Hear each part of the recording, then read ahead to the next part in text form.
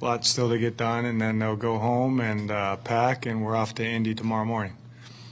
You said you were excited to see Darius tape from the other night. What did you just Good. A couple violent run clips there. A couple things to clean up, but I like where he's at on his way. He's tough to block if he does the right things. A couple days later, still. Yeah, we're actually getting healthy as we go to the Midwest. With Darius, and I know everything is still a competition, does he have a chance to push for a starting role? 1,000%, yeah. What are the things you want to see him clean up? Play blocks the right way, a little more consistently. Execute his rush plan, both individually and collectively, consistently. Keep his motor and violence high. When you got a guy that's that gifted already, that then has the mental capacity and the desire to want to get better and learn the technique, how valuable can that be when you have Very. You know, that's why I say sky's the limit for the guy.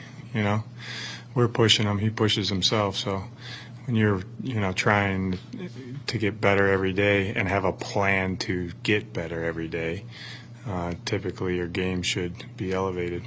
What is it about his game that allows him to play inside and outside as effectively? I think it's, the physical skill set, the size, the length, and then the juice that he has. Did anybody jump off the tape after rewatching it? Come on, Bo. Ask me about somebody, Everybody did. Yeah, there's some guys that, he did. Yeah, he did.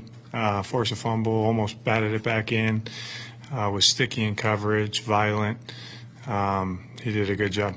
Starling had a couple plays. What did you see? Yeah, he did a good job too. He a couple things at the top of the route I want him to do a little bit better at, but I liked his technique. Almost had the interception there, the PBU. He played well. Roy Lopez seemed to pop on a few plays. Yeah. Did you like what you saw from him? I did. Yeah, he knows his role and he executes his role, and he's a big time part of when we play good defense. He's right in the middle, so you need that guy to play well. Where have you seen him take the biggest jump? Honestly, pass rush. I mean, he's always been a really good run defender. He's doing some good things in the pass game on mixed downs too, where it's harder because a lot of times they're playing run first, then transitioning to pass. But honestly, too, in the run game too, some technique things he's been really good at. There's a couple blocks that Nick and I were talking about it this morning. There's some blocks that how we teach things, he might not do exactly how they're taught, but there's a reason why behind it, and he can execute what he kind of does to get the job done for the defense. I like where Roy's at. When it comes to the pass rush, what's your hope for the interior of the line to push the pocket, get that quarterback a little nervous about an offensive lineman in his lap, and then they got to be able to cover for the outside guys at times. So they got to, whether you're 4-man rushing, 3-man rushing, 5-man rushing, whatever, we call it fast break basketball. They got to be aware of what's going on, whether they're, called games or games on the move. They got to be able to push the pocket when they got two guys on them. When there's one guy on them, they need to be able to win on an edge at times and affect the quarterback. So they're doing a good job with it. We were just talking about how Roy sometimes does things a little bit differently than maybe you would coach it. How do you find that balance? Like, when is it okay, this guy does things a little bit differently? Yeah, good question, too. It kind of goes into, I know I always give the example of corner play, but each, right, Darren? Yeah, I was going to say something, but no. That's all. That's the blended coaching to me. Like, here's what needs to get done in this call. Here's how we teach it. Here's the couple tools that you have. But then let's have a conversation about it. You know what I mean? So whether that's playing an A block double or a pound down and around, there's certain things that you're doing with your feet and your hands and your eyes that you can do a little bit different depending on the style of player you are, just like press technique. I like one flavor of press technique typically, but not everyone's comfortable, or some guys do something else better. That's okay as long as they get done what they need to get done. we talk about it all the time. Should we be doing this with this guy? You know what I mean? And so sometimes you might make a little bit of change. Sometimes you might give a little freedom. You know what I mean? But I think it stems from interactive meetings with the players to feel what they're feeling, to see what they're seeing from their point of view. I think that helps you as a coach, and then I think that helps you coach them better. When you have joint practices, do you want and hope your players to practice? I mean, I know it's a competition against different players, but do you want them practicing the same kind of way that they have, or is there a different approach that you take? Yeah, no, they're going to practice the exact same way they've been practicing. That's how Shane and I are going to do it. Just got off the phone with them this morning. It's going to be a good 2 days of work. I'm very excited to get on a plane and go. With one preseason game already taken off the slate and another maybe down the road, can this help replace that some ways? I wouldn't deal in the future. What if? What about now? Well, we're not losing one game. We got 3 games, so I like how the schedule is. We played one. We're going to joint practice with Indy, play them, and then we're going to go to Denver and play them. We'll be ready to go. What is the most important thing that you're looking for this week? Well, if you're A going little uptick. Yeah, I liked where our mode of play was in the game. But the things that we need to get better and uptick is technique against different people.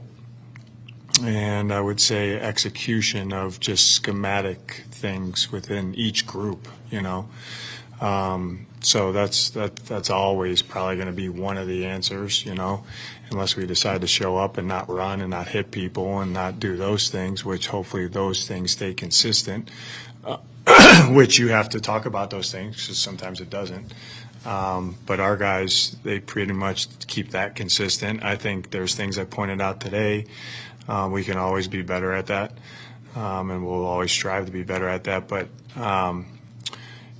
technique, that's kind of what I'm looking at here, this and that versus, and it's cool because it's not technique going against cards versus cards. Now it's technique going about, against somebody that they maybe haven't studied like they would going into a game. There's going to be different guys coming in and out of the lineup on both sides that, all of a sudden I'm running a route versus Kenny Moore, and then I'm running a route the next play versus somebody different. That wouldn't be like a game. You know what I mean? So I want to see technique show up against different opponents. I think that's a good barometer for where we're at. Can we do what we're coached to do, consistently? With the times you went for it on 4th down, is that as much about seeing how the players will handle it in those situations because of the preseason? Yeah, Howard, no, I was a little blend of both. That's what I wanted to do, and then I wanted to see us, those 4 4th downs, see if we could execute those. So obviously we got to be better because we're 0 for 3. Not great. So we got to do better there. You kind of touched on Roy Lopez. When it comes to a guy like that, is that the kind of player you're looking for when it comes to character? Because he wasn't like a highly recruited kid coming out of high school, wasn't a high draft pick, but here he is still grinding and finding his role. Yeah. If you had 90 Roys, you'd be good to go. You know what I mean? And at that, I'm not saying we got a lot of good guys, but Roy, he keeps a good attitude. He's always working on his game. He's team first. He's willing to do whatever you tell him to do. He's got a smile on his face. Like he's a phenomenal human being, and he enjoys coming to work, and he gets better at his game. So yeah, I'd love a bunch of Roys. You talked about this before, but a number of NFL players have said one joint practice might be enough. You've got 2. What's your view of that? Is there value in the second one? Yeah, there is. Yeah, there's positive and negatives, however you set it up. So, I think the number one thing for me is as it relates to our team, what do we need to do to get them ready for Buffalo and keep them healthy, evaluate them, and develop them. You know what I mean? All 90 guys. And then that's moving towards getting ready to, make decisions about Buffalo, which you need every single one of these days. So if you joint practice versus 2 teams 2 days, or 2 teams 1 day, or, one team 2 days, another team, 1 day, there's pros and cons to doing. There's pros and cons of doing that. There's pros and cons to not jointing with anybody. You know what I mean? There's pros to that too. Talk to the coordinators. They'll tell you the pros to that. But again, I feel really good how we set it up. It's nice to get back here, from the game, and then now we're leaving though for a week, and then we'll be back, and then we're gonna, have a normal week, go play Denver, and then decisions start to have to be getting made. But I think our guys have done a good job of, hey, this is what we're doing. Here's a schedule. This is what we got to do to maximize ourselves and get better individually and collectively. They're doing a good job. When it comes to preseason playing time, I'm not going to ask you about who's playing when, but how much I won't know that until after the last practice too. So good call, Josh.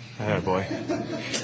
you take into consideration, My guy. There you go, Josh. first 2 or 3 games of the season to kind of get guys ready for? I honestly, I don't. I think we need to be ready to play come, whenever we play at Buffalo, and knowing that whoever you put out there, there's, you guys asked me about it, and it's true. It's a good question from you guys. It's like, certain guys are at different stages in their career. What is the pro and con of putting a guy out there to start, or letting another guy go, or rotating those guys, or there's all kinds of things that go into that. But I was never under the mindset, we'll put these guys out, and it's probably not the best way to go to win the game, but by week 4 we'll be good to go. Like, every game matters. So whoever we put out there, we feel at that point in time with the information that we have, those are the best guys to get it done. So that's what our team's doing right now is day in and day out competing for those roles, and I like their enthusiasm about how they compete and how they try to get better, because they know you can't keep all of those guys, so that's the business side of football. But whoever we put out there versus Buffalo, we think that's what's going to win the game. Generally speaking, not on any specific guys, do you envision seeing a decent amount of starters get some time on Saturday? Generally speaking, I'm honestly not sure yet. That's fair enough, right, Teo?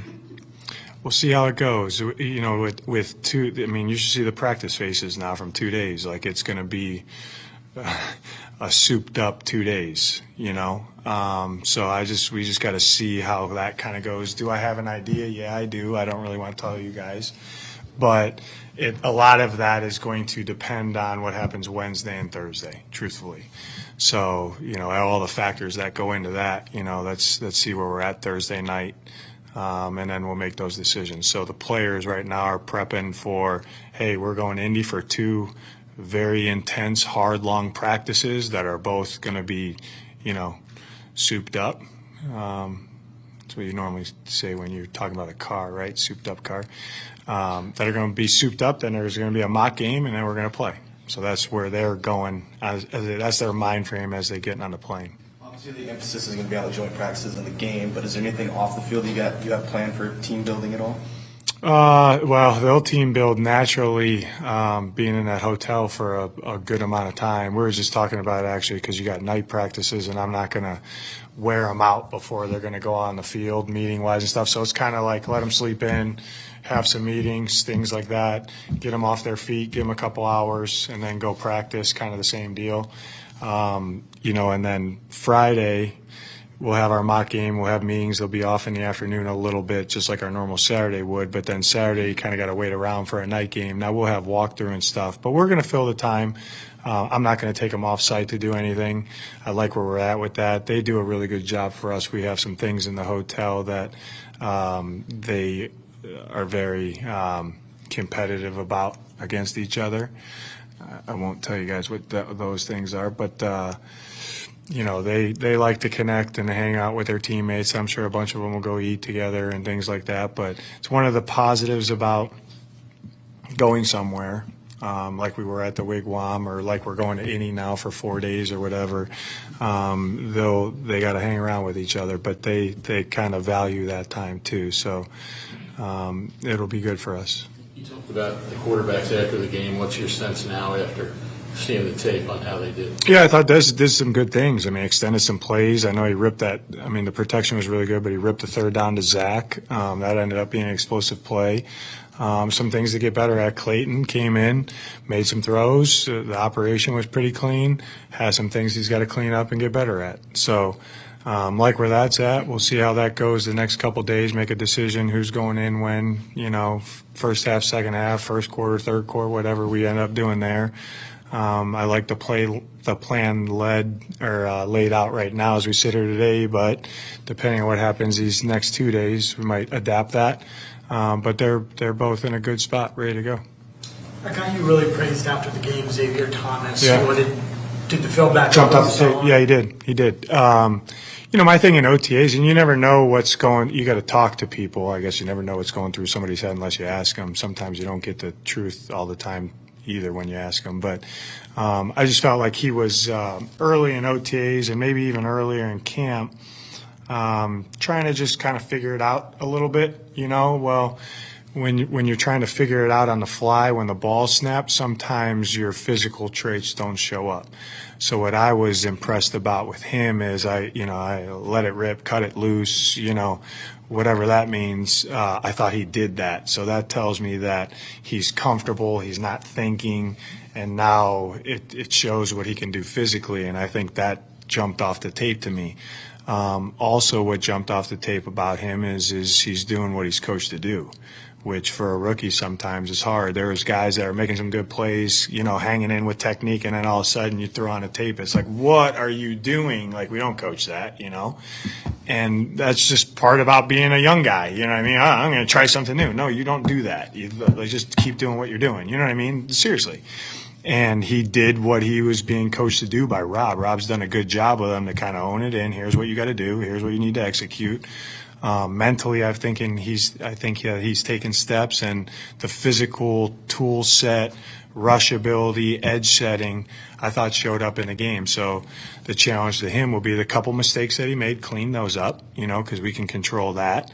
And then, production, and do the same thing that you just did and see what happens then. But I was enthused about him. I was. With Darius, did he exceed your expectations in that first game? Or yeah, I mean, no, because I expect him to go and play well. He didn't play a ton, but I would say this, for what he's done in training camp and in that game, I think he's right where he needs to be a person that affects winning in a positive way for us on defense right now.